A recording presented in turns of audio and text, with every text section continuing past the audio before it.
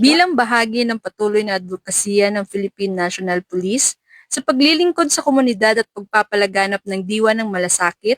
Matagumpay na nagsagawa ang First Iloilo Provincial Mobile Force Company ng isang Christmas outreach at gift-giving activity katuwang kanilang advisory group at life coaches sa kanilang adopted community sa Tigbawan, Iloilo. Ang aktibidad ay pinangunahan ng First Iloilo Provincial Mobile Force Company sa ilalim ng pamumuno ni Police Lieutenant Colonel Arnel Solis, First Commander, na sinimulan nito lamang ika-18 hanggang ika-20 ng Disyembre taong kasalukuyan. Sa tunay na diwa ng Pasko, nagatid ang kapulisan ng First IPMFC ng pag-asa, saya at makabuluhang aral sa mga bata at piling pamilya kabilang sa mga sektor ng higit na nangangailangan. Higit pa sa pamamahagi ng mga regalo, nakatuon ang programa sa values formation at character development ng mga kabataan. Pinangunahan ng mga personnel ng First IPMFC ang mga interaktibong learning session na nagbigay diin sa wastong kalinisan, mabuting asal at tamang pag-uugali.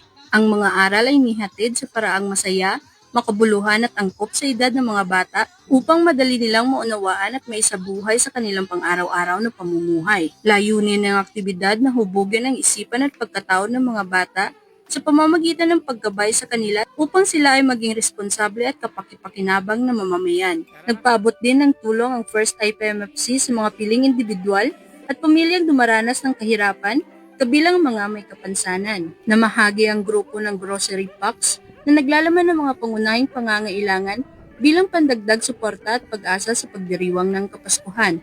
Sa kabuuan, ang matagumpay na Christmas outreach na ito ay patuloy na pakikiisa ng First IPMFC, advisory group at life coaches sa pagtataguyod ng isang ligtas, maalaga at mapagmalasakit na komunidad.